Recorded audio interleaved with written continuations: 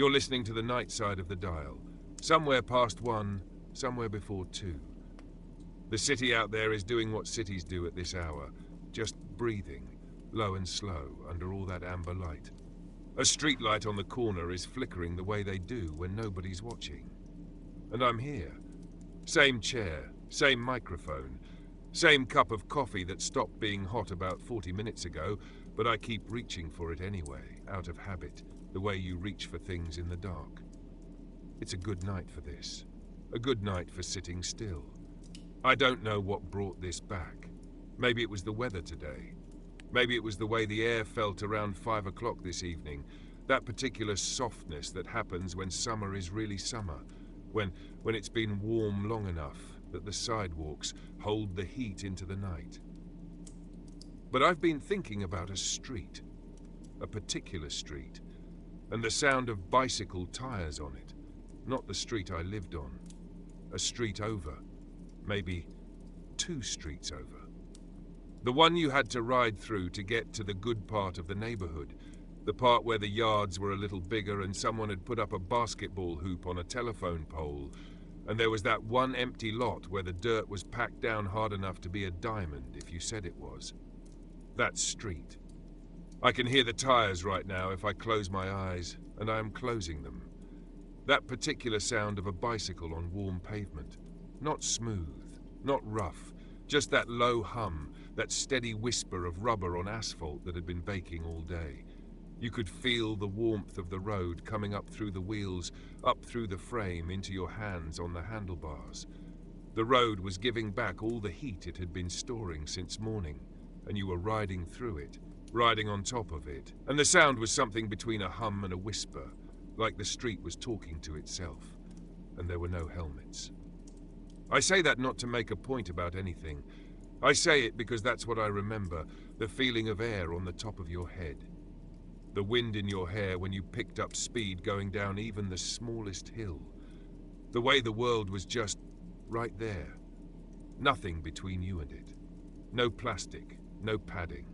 Just your head and the sky, and the warm, rushing air that smelled like cut grass and someone's charcoal grill 3 houses down. That's the thing about summer evenings in a neighborhood like that. The air wasn't just air. It was a whole inventory of what everybody was doing.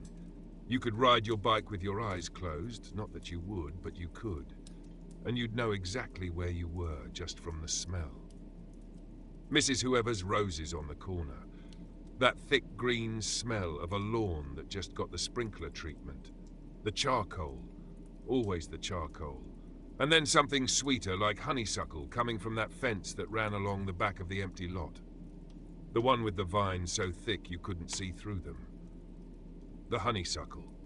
I haven't smelled honeysuckle like that in years. Decades, probably. But I can smell it right now.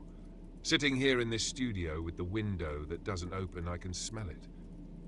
That almost too sweet, almost too much sweetness that hung in the air on those evenings like it had weight to it, like you could lean into it. And you'd pull your bike over to that fence sometimes, not because you decided to, but because the smell just pulled you there. And you'd stand there, 1 foot on the pedal, 1 foot on the ground, and you'd reach into the vine and pull off a single blossom and bite the end off and pull the thread through and get that one tiny drop of sweetness on your tongue. 1 drop. That was enough. That was the whole thing. 1 drop of honeysuckle nectar on a summer evening, standing over your bicycle, the seat warm from the sun, the rubber grips on the handlebars a little tacky from the heat, and the light. The light was that color it gets when the sun is below the houses but not below the trees yet. Gold. Everything gold. Your hands were gold. The spokes of the wheel were gold. The dust hanging in the air above the lot was gold. And then you'd push off again. That particular motion of pushing off on a bicycle, 1 foot pressing down, the bike tilting slightly, then catching, then rolling, then the other foot finding its pedal without looking, without thinking. Your body knew. Your body had done this 10,000 times, and it knew. The bicycle itself. Let me stay there for a moment, because it wasn't a new bicycle. It was never a new bicycle. It was a bicycle that had been somebody else's bicycle first, maybe two somebody else's before you, and it had that look. The chrome was dull in places, and there was a scratch on the fender that you could feel with your thumb if you ran it along the edge.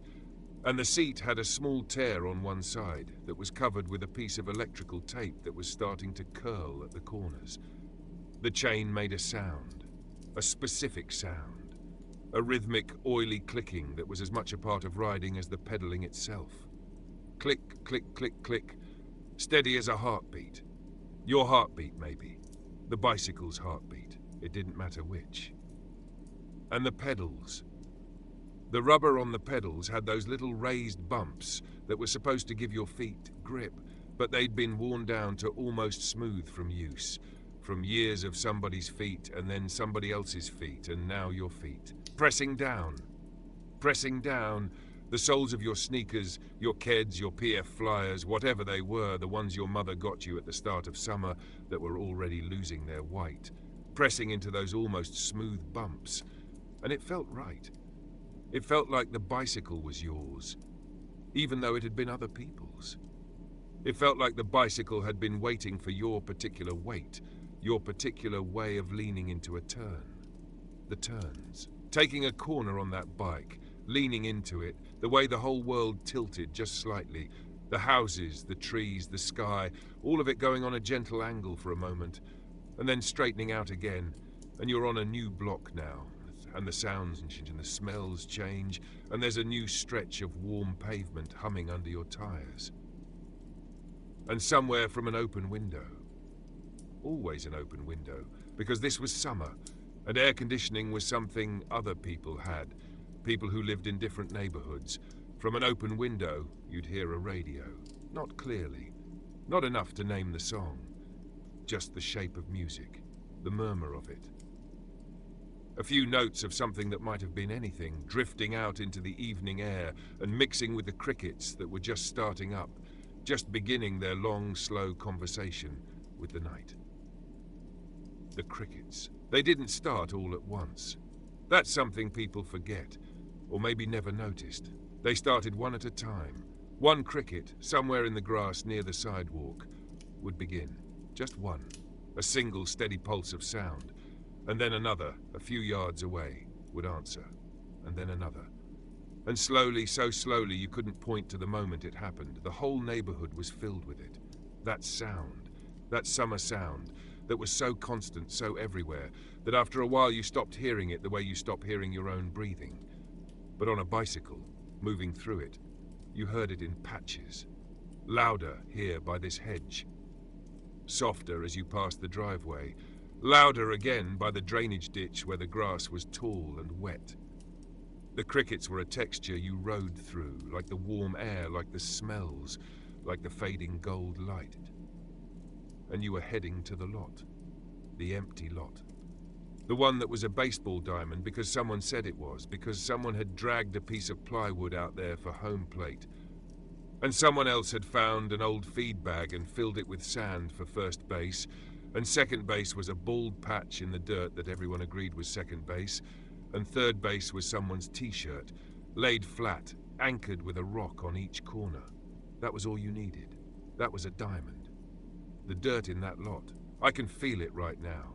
It wasn't soft dirt, it wasn't garden dirt. It was packed down, played on, baked hard dirt that had been dirt for so long it was almost something else, almost like clay. And it had a color. Not brown, not exactly. More like the color of a paper grocery bag. That tan, that dusty, warm, papery tan. And when you stood on it in your sneakers, you could feel how solid it was, how firm, how it didn't give at all under your weight.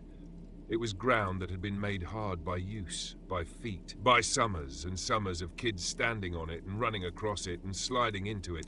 The sliding. Oh, the sliding. Because you slid into bases on that dirt and it didn't forgive you. It took skin. It left marks. You'd have a strawberry on your thigh that would last for a week. This raw, pink, stinging patch that your mother would shake her head at and dab with something from the medicine cabinet that made you hiss through your teeth. But that was the cost. That was what the game asked of you, and you paid it.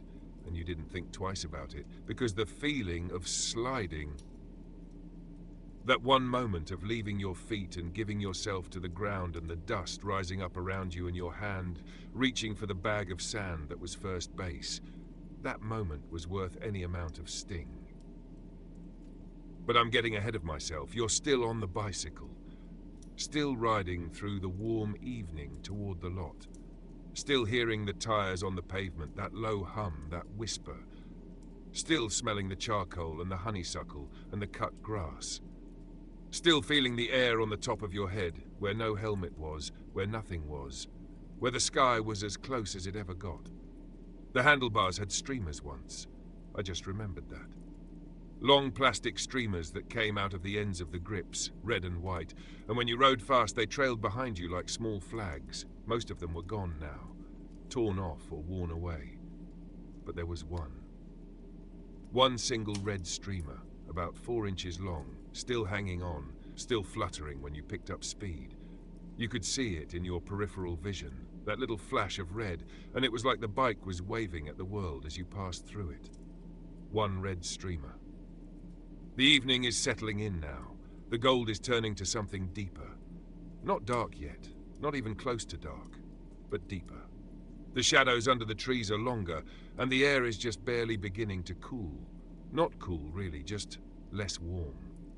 The first suggestion of what the night will feel like later, when you're in bed, when the sheet is pulled up to your chest and the window is open and the crickets are so loud and so steady that they become the sound of sleep itself. But that's later.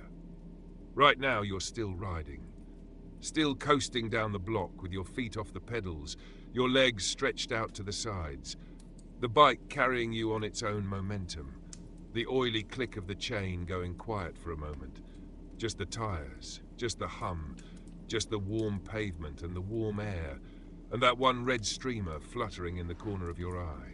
And ahead of you, at the end of the block, you can see the lot, you can see the dust. You can see a few bikes already lying on their sides in the grass at the edge, the way bikes always lay when kids dropped them. Not parked, not set down, just released, just let go, the way you let go of everything at that age easily, without ceremony, because there was always something more interesting to move toward. The bikes in the grass. Chrome and color and rubber, all tangled together like they were sleeping. Handlebars crossed over handlebars, a pedal catching the last light, a reflector on a rear fender sending back a single bright point of red, like an eye, like a small red eye watching you ride in. You're almost there now, and the sound from the lot reaches you before you get there. Not cheering, nothing that organized, just the sound of boys, the sound of voices calling out to each other across that hard, packed dirt. The smack of a ball in a glove. The particular beautiful, unmistakable sound of a wooden bat meeting a pitched ball. That crack, that clean, sharp, perfect sound that exists nowhere else in the world, that belongs only to baseball, only to summer, only to evenings like this one. The crack of the bat. It carries across the lot, across the grass, across the sidewalk, all the way to where you are on your bicycle, coasting in. And it's a sound that makes something in your chest open up, some small door that leads to a room where everything is simple, and the only thing that matters is the next pitch, the next swing, the next long throw from shortstop to first. But we'll get there. We'll get to the lot, to the dirt, to the game. There's time. There's all the time in the world tonight, here on the night side of the dial, here in the small hours. Here where the city is quiet and the coffee is cold and the memory is warm. Right now, just stay on the bicycle. Just feel the tires on the road. Just smell the honeysuckle. Just hear the crack of the bat getting closer, getting clearer, as you coast toward it through the last gold light of a summer evening in a neighborhood where nothing ever happened and everything mattered. That's enough for now. That's enough for right now. You're still here, and so am I. That's a good way to be, this late, this quiet. The music is playing, and the night is long, and there's no place either of us needs to be. Still here, still on the air. The clock on the wall says something past 2, but I stopped trusting that clock a long time ago. It runs a little slow. The way everything runs a little slow at this hour, and that's fine. That's the way it should be. The night has its own clock, and it doesn't rush. Where were we? We were coasting. We were on the bicycle rolling toward the lot, and the sound of the bat was getting closer, and the light was turning from gold to something deeper, something like amber, something like the color inside a jar of honey when you hold it up to a window. That color, that warmth. And now you're there. Now you're swinging your leg off the bike the way you always did, not stopping first, not slowing down all the way, just tilting and swinging your leg over the back and letting the bike roll out from under you and catching it by the handlebar at the last second and laying it down in the grass with the others. One smooth motion. One motion your body knew so well it was like breathing. The bike hits the grass and the front wheel keeps spinning for a while, ticking softly, going nowhere, and you're already walking toward the dirt. The grass at the edge of the lot. That border between the neighborhood and the diamond. It was different grass than the lawn grass on the blocks you'd just ridden through. It was taller, wilder. Nobody mowed it. Nobody owned it. It grew the way it wanted to grow, and it was full of things. Clover with the little white flowers that bees liked, and dandelions that had already gone to seed, those soft grey globes that came apart if you looked at them wrong, and plantain weeds with their flat, tough leaves pressed against the ground like hands. You walked through this grass and it brushed your ankles, and it was damp, not wet, just damp, the way grass gets when the evening starts to cool the dew out of the air, and your sneakers picked up the moisture and the smell of green, that bright, sharp smell of living things growing close to the ground. And then the grass ended, and the dirt began. You felt it under your feet immediately. That change, that shift from soft to firm, from green to tan, from alive to something harder, something used. The dirt of the lot. I keep coming back to it because it was the foundation of everything. It was where the game lived. And it had a feel that was like no other surface. Not concrete, not wood, not grass. It was its own thing. Packed and smooth in the places where feet had worn it down, and slightly crumbly at the edges and warm. Still warm from the day. You could feel the heat of it through the soles of your shoes, that stored up sun rising gently into your feet, into your legs, into the rest of you. Home plate was the piece of plywood. Somebody had cut it into something close to the right shape, close enough a rough pentagon, and it had been out there so long it was grey and splintered at the edges. And it sat in a shallow depression in the dirt where it had been pressed down by 1,000 stances, 1,000 planted feet, 1,000 kids standing over it with a bat on their shoulder, waiting. The bat. There was only one bat. There was always only one bat. Somebody brought it, and nobody could remember who. And it lived at the lot the way a broom lives in a kitchen. It was just there, leaning against the backstop, which was really just a piece of chain-link fence that somebody's father had pulled out of somewhere and wired to 2 metal posts sunk in buckets of concrete. The bat was wooden, not aluminum, wooden, and it had been taped at the handle with black electrical tape that was wound tight and overlapping, and the tape was smooth and slightly sticky in the heat, and when you picked it up, when you wrapped your hands around it, you could feel every ridge where one layer of tape crossed over another. The weight of it. That particular weight of a wooden bat. The way it felt heavier at the end. The way the weight lived out there in the barrel, and you had to earn every swing. You had to put your whole body into it. Because the bat wasn't going to do the work for you. It was honest, that weight. It was a true thing. And when you held it up and waggled it the way you'd seen the players on television do, the barrel made a small circle in the air above your shoulder, and you could feel the grain of the wood through the tape, or you imagined you could, and you were ready. But first, before the game, before any of that, just standing on the lot, just being there, looking around, the light doing what it was doing, going from amber to violet at the edges, the sky still bright overhead, but the houses around the lot starting to go dark in their windows, or starting to glow, the bluish glow of televisions coming on in living rooms, and the lot itself holding its own light, the way open ground does, the way a clearing holds onto the day a little longer than the places where buildings and trees crowd in. The boys were already there, a handful, enough. You didn't need a full team. You didn't need 9. You needed enough to pitch, to hit, to field a few positions, and to argue about whether the ball was fair or foul, because there were no lines, because the foul lines were imaginary, because everything was imaginary except the ball and the bat and the dirt and the sound. The ball. It was not a new ball. I want to be clear about that. It was a ball that had been hit so many times the stitching was raised and rough in some places and worn almost flat in others.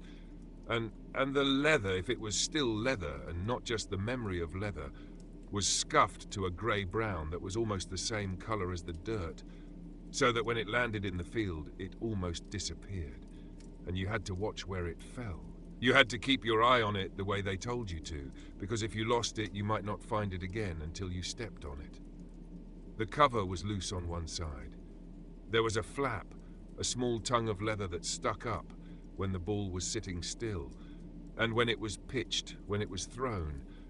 That little flap made the ball move in ways a proper ball wouldn't. It curved when it shouldn't have. It dipped when you expected it to stay straight. It had a personality, that ball. It had opinions about where it wanted to go, and you had to respect that. You had to adjust. You had to understand that this was not a ball from a store. This was a ball from a lot, and it played by its own rules. And the gloves, if you had one. Not everyone had one. Some kids caught bare-handed, which sounds painful and was painful, and nobody talked about it, because talking about it would be like talking about breathing. It was just what you did if you didn't have a glove. But if you had one, if you had a glove, it was probably too big for your hand. It was probably your older brother's or your father's, or it came from a box in someone's garage, and it was dark brown, almost black, and the leather was stiff in some places and soft in others, and it smelled like that smell. Glove leather. There is nothing else in the world that smells like the inside of a baseball glove. It's not just leather. It's leather and sweat and grass and dirt and neat's foot oil, if someone had bothered to oil it, which someone had once, maybe years ago, and the oil had soaked into the pocket and darkened it and given it a richness, a depth, that plain leather doesn't have. You'd put your face in the glove sometimes. Not during the game. Before the game, or after, when you were sitting in the grass and you'd hold the glove up to your face and breathe in, and the smell would take you somewhere. Not anywhere specific. Just somewhere that felt like baseball. Somewhere that felt like summer. Somewhere that felt like the exact right place to be. The pocket of the glove, where the ball sat when you caught it. Somebody had formed that pocket by putting a ball in the glove and wrapping a rubber band around it and leaving it under a mattress for a week. And now the pocket held the shape of a ball, even when it was empty. This perfect round impression in the leather, waiting like a nest. You'd pound your fist into it. Everyone did that. You'd take the glove and pound your fist into the pocket over and over, not because it needed it, not because it changed anything, but because it was part of the ritual, part of the language of the game, that steady, soft punching sound. The fist in the leather that said, I'm here, I'm ready. Throw it to me. The throwing. Let me stay here for a while.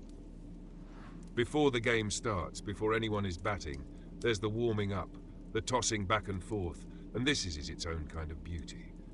2 kids standing maybe 40 feet apart on the hard dirt, throwing a scuffed ball back and forth, easy, lazy, the ball making a low arc in the violet air, and the sound when it lands in the glove, that pop, that deep, soft, satisfying pop that is unlike any other sound, that is the sound of a ball arriving exactly where it was meant to arrive, in the pocket, in the nest, and the glove closes around it and the fingers squeeze, and then the hand comes out and the ball goes back, another arc, another lazy toss through the thickening air.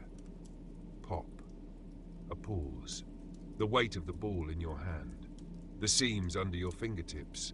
You could feel every stitch, every raised thread, and you'd turn the ball until your fingers found the grip you liked, the one that felt right. 2 fingers across the seams or 2 fingers along the seams, it didn't matter. What mattered was the feel of it, the familiarity of it, this small round world in your hand that you understood completely. And then the toss, the easy motion, the arm coming back and then forward, and the ball leaving your fingers and you watching it go, watching it float across the distance, and your friend's glove is open, waiting, and the ball falls into it, and there's that sound again. Pop. You could do this forever. This was not preparation for the game. This was its own thing. This was conversation. This was 2 people saying something to each other without words, just the ball going back and forth, steady and easy, and the light changing around you, and the crickets getting louder, and the air getting softer, and the evening settling in the way evenings do, gently, without announcement, the way a cat settles into a lap. But someone would say it's time. Someone always said it's time. And the choosing would begin, not with any ceremony, just 2 kids picking back and forth, and whoever was left, and it didn't matter, it didn't wound anyone. It was just the way the game sorted itself out, quickly and without drama, and then everyone was walking to their positions, and the kid with the bat was stepping up to the plywood, and the pitcher was towing a mark in the dirt that was the mound, because he said it was the mound, and the game was starting. The first pitch. It didn't come fast. Nothing came fast on that lot. The pitcher wound up in his own way, whatever way felt right to him. No coaching, no form, just the body doing what the body wanted to do. And the ball came in, slow and looping, and the flap of leather on its cover made it dance a little, made it shift, and the batter swung or didn't swing. And if he didn't swing, the catcher, who didn't have a mask, who didn't have shin guards, who didn't have anything except a glove and a willingness to squat in the dirt. The catcher caught it or didn't catch it, and if he didn't catch it, the ball rolled back toward the chain-link backstop, and he turned and trotted after it and picked it up and tossed it back, and everything was easy, everything was slow, everything was just what it was. And the shadows. As the game went on, the shadows of the trees at the edge of the lot stretched longer and longer across the dirt, and the light got complicated, bright in some places, dark in others. And the ball would pass through a shadow and disappear for a moment and come out the other side. And you had to trust it. You had to believe it was still coming even when you couldn't see it. And your glove would be open and waiting in the bright part, and the ball would arrive out of the shadow and find it, and there was that sound. Pop. The dust. Every time someone ran. Every time someone slid. Every time the ball hit the dirt and bounced.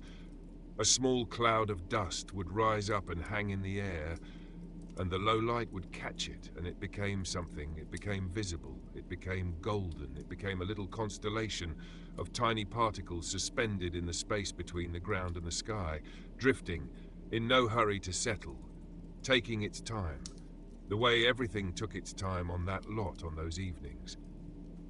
A kid slides into second base, into the bald patch that is second base, and the dust rises around him like a slow explosion.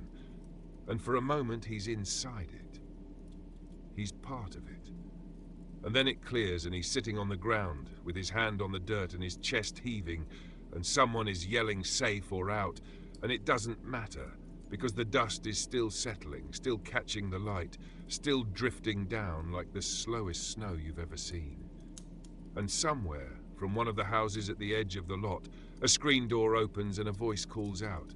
A mother's voice, calling a name, calling someone home. And the name hangs in the air the same way the dust does, drifting, taking its time. And the kid whose name it is doesn't move right away. He stays. He stays for one more pitch, one more at-bat, one more chance to hear the crack of the bat and watch the ball rise up into the deepening sky where the first star is just barely appearing, just barely making itself known. A tiny point of light so faint you're not sure you're seeing it. But you are seeing it. The first star of the evening, and you notice it from the outfield, standing in the grass that starts where the dirt ends, your glove on your hand, your feet apart, your knees slightly bent, and you look up and there it is. And the ball is coming. Somewhere, the ball is coming. But for a moment, just a moment, there is nothing but that star, and the smell of the grass, and the dirt, and the leather, and the sound of the crickets that have now taken over completely, that have filled every corner of the evening with their steady, pulsing song. The game goes on. The star gets brighter, the shadows merge until there are no shadows anymore. Just a general softening, a gentle blur, and the ball gets harder to see, and the pitcher moves a little closer, and the outfield moves a little closer, and everyone adjusts. Everyone accommodates the dark the way you accommodate a guest who arrives slowly, gradually, politely, not all at once. The dark doesn't come all at once, it comes the way sleep comes, in layers, in degrees, in a slow accumulation of softness that you don't notice until you're already inside it. And that's where I want to leave it for now. Right there. The game's still going, but just barely. The dark arriving, but not all the way. The ball still visible, but only just. That in-between place where the day hasn't quite ended and the night hasn't quite begun, and the only sound is the crack of the bat and the pop of the glove and the crickets. The crickets keeping time with something larger than any of us knew. The dial is still lit. The night is still here. And so are we, somewhere in the space between the last pitch and the first star. And there's no need to move. There's no need to go anywhere. The music will play, and the hours will pass, and the memory will hold you the way the dark holds the lot, gently, gently, all the way down. Past 2 now, or near enough. The building makes sounds at this hour that it doesn't make during the day. Small sounds, settling sounds, the way old buildings talk to themselves when they think nobody's listening. The radiator in the corner ticks sometimes, even in summer. I don't question it anymore. It's just part of the night, the way the hum of the transmitter is part of the night, the way the red light on the console is part of the night, steady and small and always there. I've been sitting here thinking about the walk home, because the game ended. It always ended. Not with a final score, not with a winner, not with any kind of announcement. It ended the way a candle goes out, slowly, then all at once. Someone left, then someone else. The teams got smaller, the field got shorter, the pitcher and the batter were almost close enough to touch, and the ball was more felt than seen, a dark shape moving through darker air. And at some point, you could never say exactly when, at some point it wasn't a game anymore. It was just a few kids standing in the dark on a piece of ground that used to be a diamond. And someone said I gotta go, and that was it. That was the end. No handshake, no ceremony, just the slow dissolving of a thing that had held together for an hour or two, held together by nothing more than a bat and a ball and the willingness to stay. And then the walk to the bikes. The grass was wetter now. You could feel it through your sneakers, the dampness soaking into the canvas, into your socks, and the bikes were dark shapes in the darker grass, tangled together the way they'd been left, and you had to find yours by feel. By the shape of the handlebar, by the tear in the seat with the electrical tape, by that one red streamer, which you couldn't see now but could feel, that small strip of plastic hanging limp in the still air. Your fingers found it, and you knew. This one, this is mine. Pulling the bike up out of the grass. The sound of it, the chains settling, the wheels turning half a rotation, the kickstand that you never used catching on another bike's pedal and then pulling free. And then you were walking it to the edge of the lot, walking it across the dirt that was cooler now. Not cold, not even close to cold, but different than it had been. The stored heat of the day finally given up, finally released into the night air that was moving now, just barely. The faintest suggestion of a breeze that touched the back of your neck and dried the sweat that you didn't know was there. The back of your neck. Damp from the game, from running, from standing in the outfield under the last of the light. And now the breeze finding it, cooling it, and the feeling was so small and so perfect that you might not have noticed it if the world weren't so quiet. If your body weren't so open, if the night weren't doing what it does, which is to make small things larger, to give weight to what the day ignores. You swung your leg over the bike and you were riding again, but it was different now. The ride to the lot had been forward-leaning, eager, your legs pumping, the tires humming fast on the warm pavement. The ride home was slower. The ride home was adrift. Your legs moved, but they moved gently, turning the pedals at a pace that was barely faster than walking, and the bike carried you the way a current carries a leaf. Not with force, just with direction, just with a gentle, steady pull toward where you were going. The streets were different at this hour. The same streets you'd ridden an hour ago, maybe 2 hours ago, but different now. The sprinklers were off. The charcoal grills had gone cold or were just embers now, and the smell of charcoal had changed from sharp and smoky to something softer, something ashy, something that was more memory of fire than fire itself. The roses on the corner were still there, but you couldn't see them, only smell them. And at night their smell was different too. Heavier, fuller, as if they'd been holding something back all day and were finally letting it go. The windows of the houses. This is what I keep coming back to. The windows. During the day, windows are just glass, just reflections, just flat, bright squares in the sides of buildings. But at night, at this hour, the windows become something else. They become glimpses. They become small, bright rectangles of other people's lives, other people's evenings, and you'd ride past them slowly and you'd see not much, not enough to make a story out of. Just a lamp, just the corner of a couch, just the blue-grey flicker of a television set casting its light on a wall where a picture hung that you couldn't quite make out. A lamp in a window, the colour of it.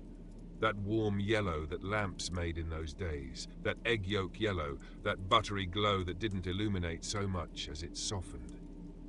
A room with a lamp like that was a room where someone was reading, or where someone had been reading and had fallen asleep with the book still open on their chest, or where someone was just sitting, just being, in a pool of warm yellow light, and you saw it from the street as you pedalled past, and it was like seeing a painting. A small, quiet painting, in a frame made of window sash and brick. And then it was behind you, and there was another window, darker. Just the television, just that flicker, that blue pulse. And you could hear it, barely, faintly, the murmur of voices from the set, too low to understand, just the rhythm of talking, the cadence of a show you couldn't name. Coming through the screen and through the open window, and into the night, where it mixed with the crickets and the clicking of your chain and the soft hush of your tires on the cooling pavement. The pavement was cooling. You could feel it. The hum of the tires was different now, slightly higher, slightly thinner, as if the road surface had tightened in the cooler air. The heat that had been rising all evening was gone, and in its place was something neutral, something still, and the rubber of your tires met it with a different voice than before. Everything was shifting. Everything was making its slow migration from day to night, from warm to cool, from the world you played in to the world you slept in. A dog barked. Somewhere behind a fence a few houses down, a dog barked once. Not an alarm bark, not a warning. Just a single bark, as if the dog had heard you passing and wanted to make a note of it. Just a brief acknowledgement. You're there. I know. And then nothing. Just the silence refilling the space the bark had opened, the way water fills a hole you make in wet sand, quickly, smoothly, without any trace that the hole was ever there. The fireflies. I haven't mentioned the fireflies. They were out now. They hadn't been out when you rode to the lot. It was too early then, too light. But now they were out, and they were everywhere. These tiny, drifting, blinking lights that moved through the air above the lawns and the hedges and the driveways with a randomness that wasn't random at all. That had its own logic, its own slow choreography. You'd see one light up, a small greenish-yellow pulse, like a match being struck in slow motion. And then it would go dark, and you'd try to follow it, try to guess where it would light up again, and it never did where you expected. It was always a few feet away, a few feet higher or lower, as if it had slipped through a fold in the air while you weren't looking. The fireflies made the dark visible. That's the only way I can say it. They mapped the dark. They drew it, point by point, pulse by pulse, and the dark between their flashes was deeper for their being in it. You rode through them and they parted for you and closed behind you, and you felt like you were moving through a field of small, quiet stars that had come down from the sky to see what the ground was like. One landed on your handlebar. You saw it there, dark and still.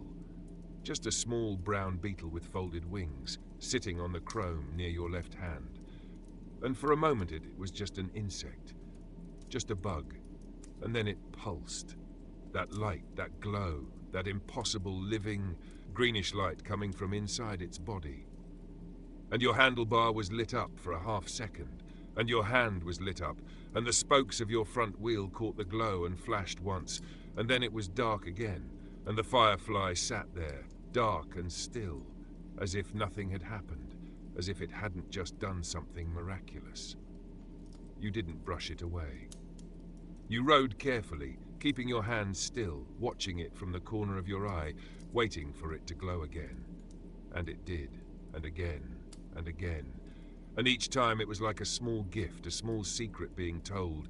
And you carried it with you down the block, this tiny passenger with its tiny lamp, until finally it opened its wings and lifted off and joined the others, drifting away into the dark over someone's yard, blinking as it went.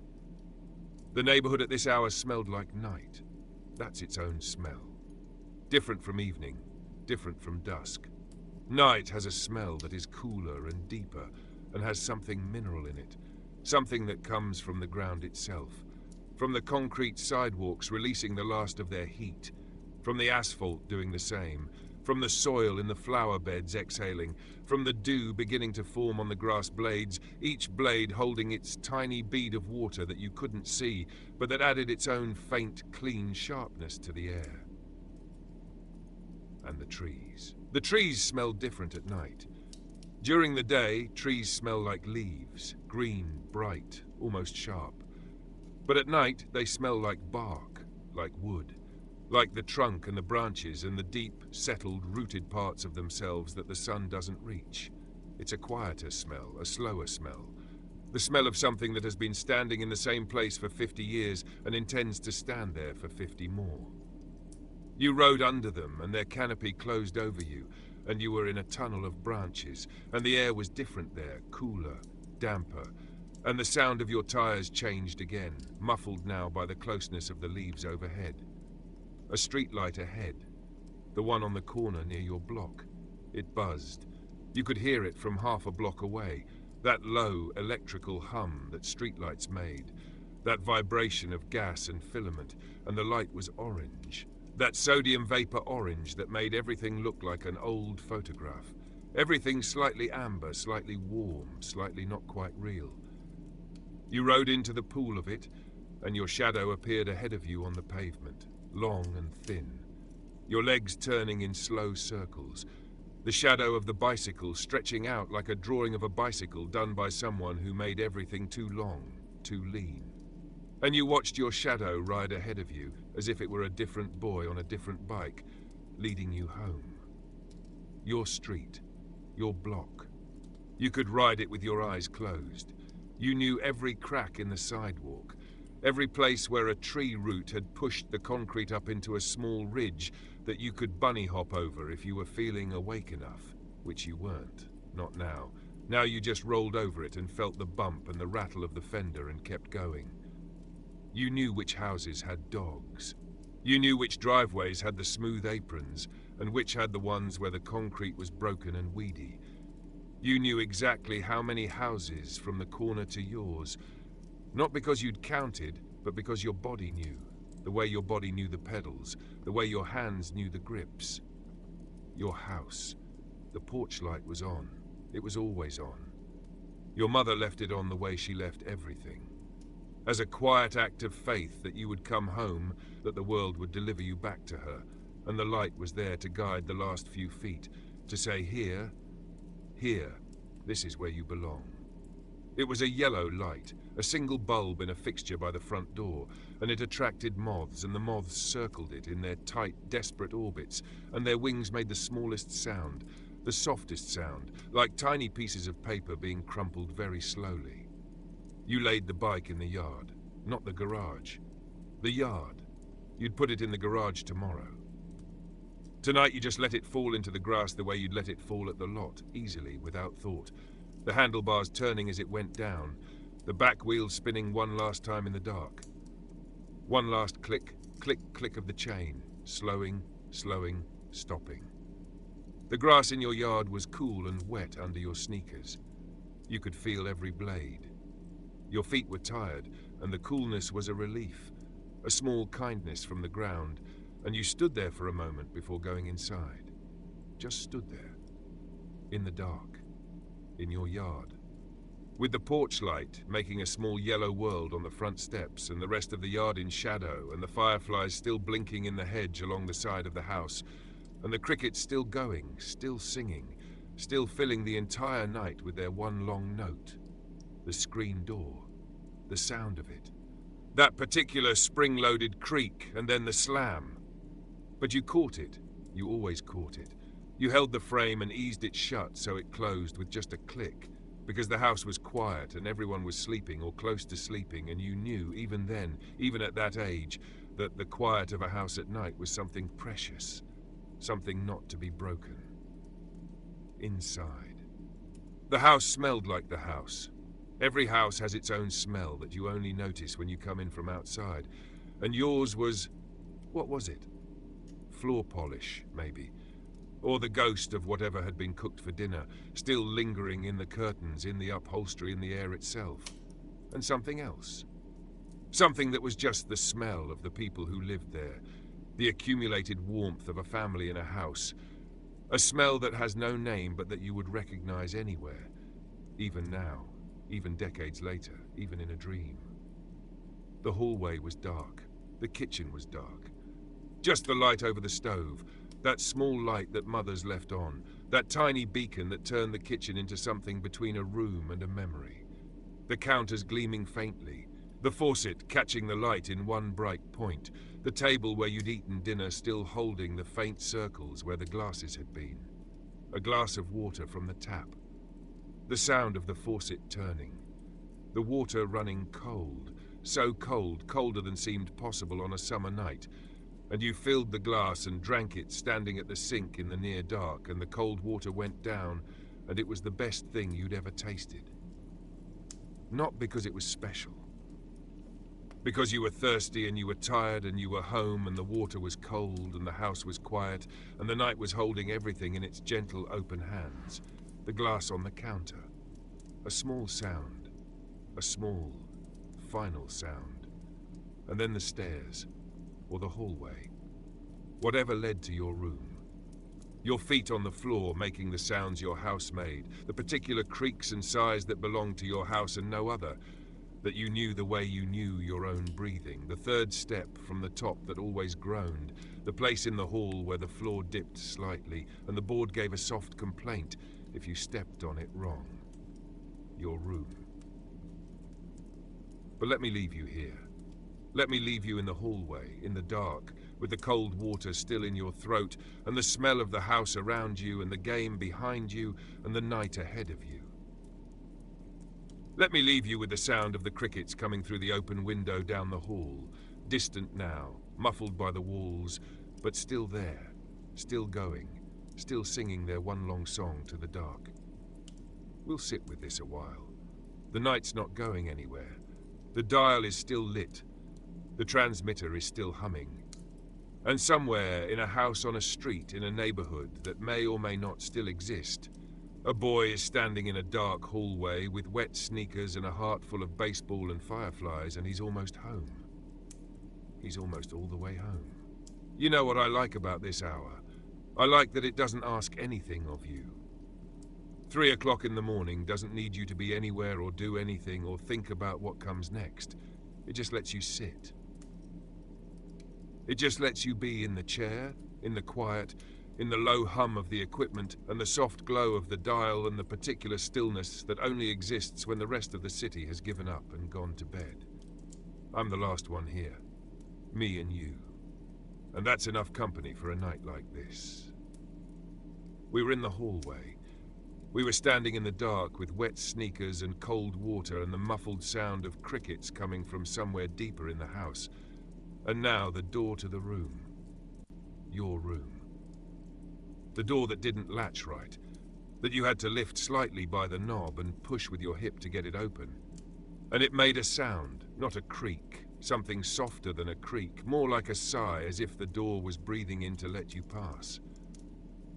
Your room. It was small. It was always small.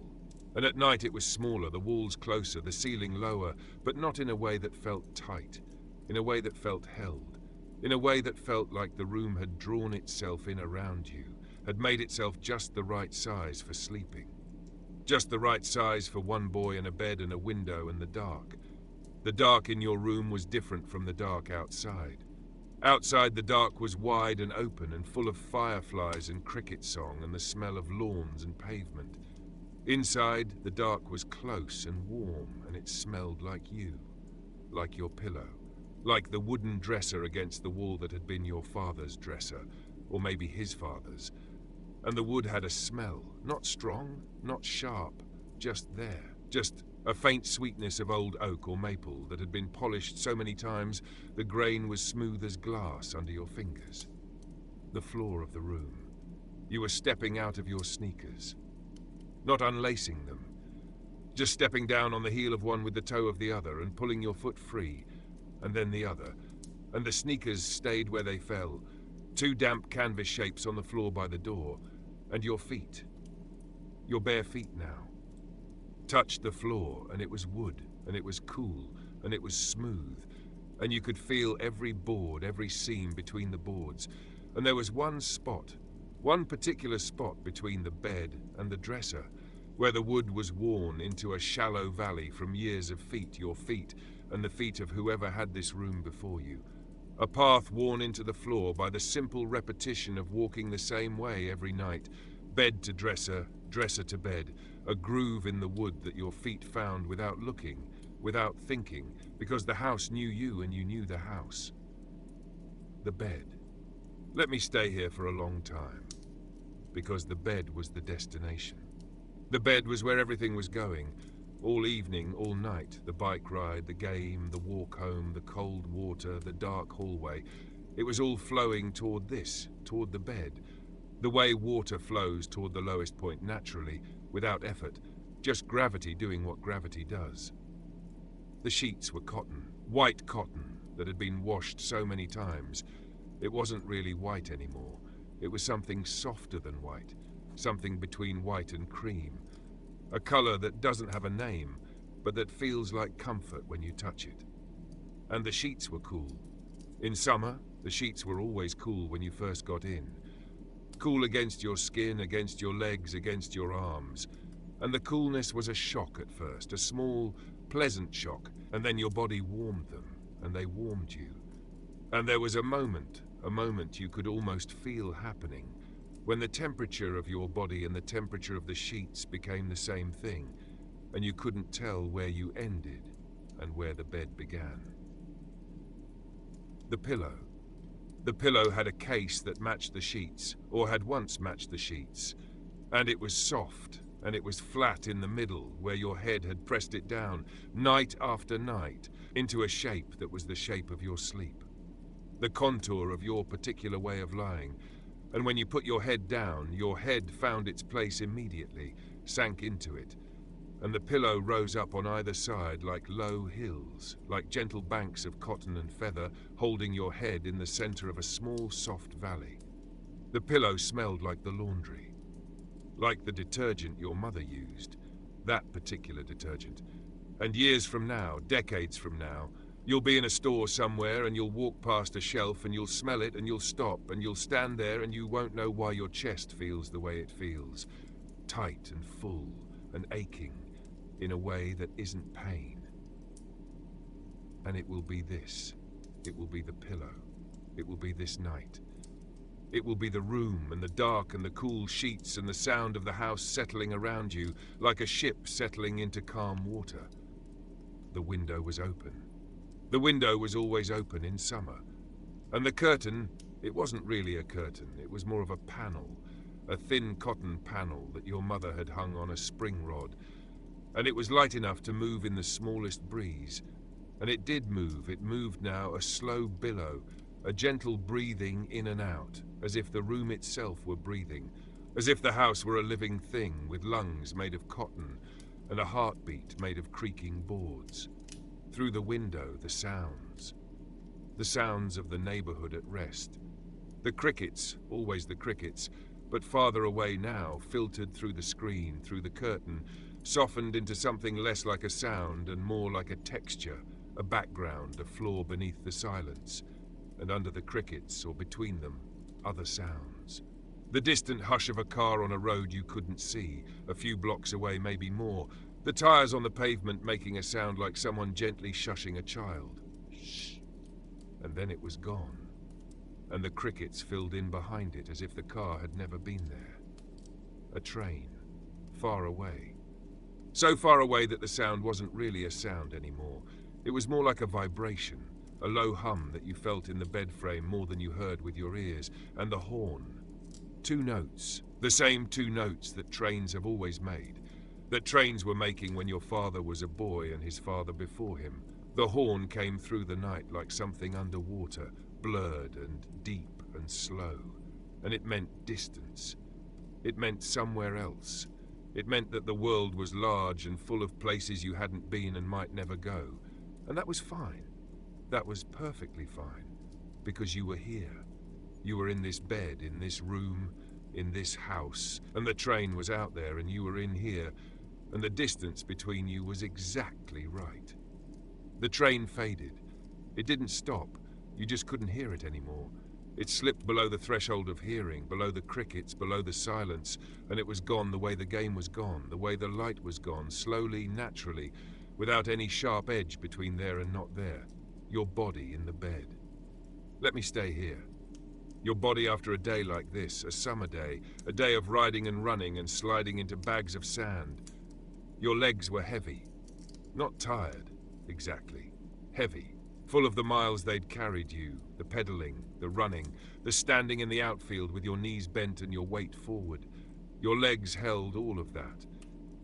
And now they were letting it go, slowly, the way a fist unclenches, not all at once, but finger by finger, muscle by muscle, a slow releasing that started at your feet and moved upward, upward, through your calves, your knees, your thighs, each part of you surrendering its hold on the day.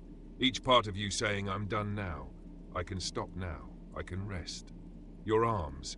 Your right arm still held the ghost of the bat, the memory of swinging, the weight of the wood at the end of the motion. Your left arm still held the shape of the glove, the fingers curled slightly, the pocket open, waiting for a ball that wasn't coming. Not tonight. Not until tomorrow, when the whole thing would begin again. And the lot would be there, and the dirt would be there, and the diamond would assemble itself out of plywood and sand and t-shirts. But that was tomorrow. That was 1,000 years from now. Right now, though there was only the bed and the window, and the curtain moving slowly in the breeze that came from nowhere and went nowhere, and smelled like grass and pavement, and the faintest trace of honeysuckle from somewhere down the block. The strawberry on your thigh from the slide into first. You could feel it against the sheet. A faint sting, a faint warmth. The skin raw and new under the gauze your mother had taped there, her fingers gentle, her voice saying something you couldn't remember now, something about being more careful, but her voice was soft when she said it. Not angry, never angry, just a mother's voice doing what a mother's voice does, which is to tend and to hold and to press a square of gauze against a wound so small it hardly deserved the word. The gauze against the sheet, the sting fading, everything fading, the light in the room. There was still light, not much, not the lamp. The lamp was off. But light came in from somewhere, the way it always does, even in the darkest rooms. The streetlight on the corner sent a thin line of orange through the gap where the curtain didn't quite meet the window frame. And this line of light lay across the floor like a bright thread, like a single string of amber stretching from the window to the far wall. And if you watched it, which you did because there was nothing else to watch, because your eyes were open but only just, only barely. If you watched it, you could see the curtain move in the breeze, and the line of light would shift, would widen, would narrow, would tremble slightly, a living thing, a breathing thing, keeping time with the curtain, keeping time with the house, keeping time with the night. The ceiling above you was dark, but not featureless. There were shapes in it, if you let your eyes go soft, if you stopped trying to see and just let the seeing happen. A water stain in the corner that you'd looked at so many times it had become a map of a country that didn't exist. A country you'd named once and forgotten the name of.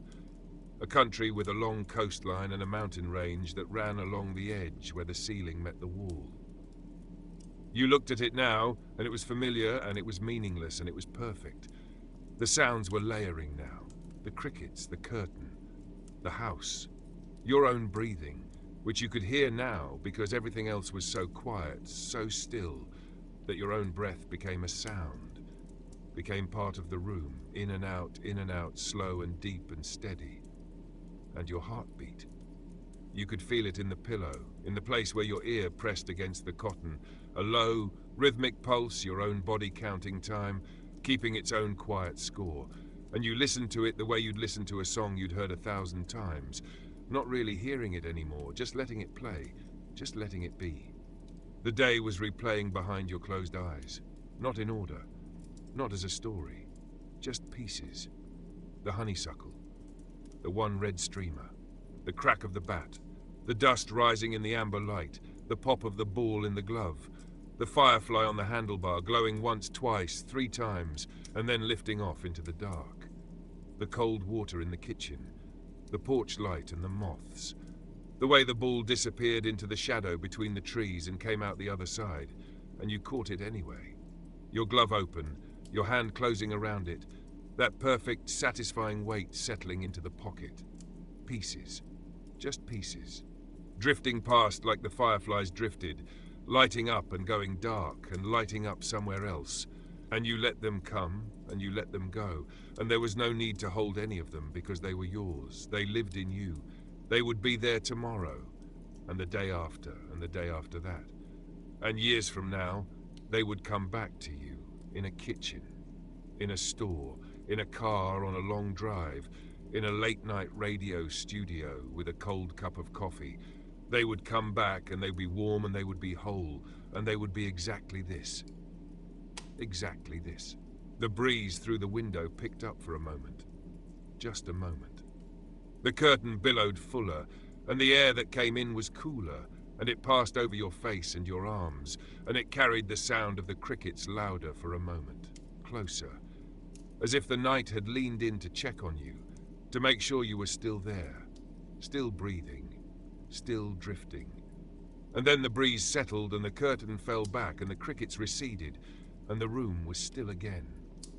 And the line of light on the floor was steady again, and your breathing was slow again. And the pillow held you, and the sheets held you, and the dark held you, all of it holding you. The way the neighborhood held you, the way the summer held you, the way the whole long, warm world of childhood held you, without you ever knowing it, without you ever thinking about it, because you didn't have to think about it. It was just there. It was the air you breathed. It was the ground under your wheels. The last thing you heard, or the last thing you would remember hearing, because sleep doesn't announce itself, it doesn't knock. It just comes in and sits down beside you and puts its hand on your chest, and you don't even notice. You're already going. You're already somewhere else. The last thing you heard was the crickets, or the train coming around again, so far away it was just a feeling, or the creak of the house, or your own heart, still counting, still keeping its faithful, steady time in the dark. Or maybe it was the sound of the bat, that clean, clear crack, carrying across the lot, across the evening, across the distance between then and now. between the boy in the bed and the man in the studio. That sound that means summer. That means the game. That means the golden dust rising in the golden light. That means everything was simple and everything was whole, and the world fit inside a single evening on a diamond made of dirt and plywood, and the willingness of boys to stay until the dark made them stop. That sound. I hear it now, sitting here, and I want you to hear it too. Not loud, not sharp, just a memory of a sound, a ghost of a sound, drifting through the dark the way the firefly drifted, lighting up once softly and then going quiet. The night is almost done with us, or we're almost done with it. Either way, it's been a good one. The coffee is cold and the city is still out there, amber and low, and somewhere a streetlight is flickering on a corner where no one is standing, and somewhere a train is making its way through the dark, and somewhere, I like to think, somewhere a boy is asleep in a room with an open window and a thin cotton curtain and a line of orange light on the floor, and he is dreaming of nothing or of everything, and the crickets are singing him the rest of the way down. This is the night side of the dial. This is where the hours are slow and the memories are warm, and nobody has to be anywhere at all. I'm glad you were here. I'm glad we had this. The music is playing, the light is on, and the night, as always, will take care of the rest. Good night.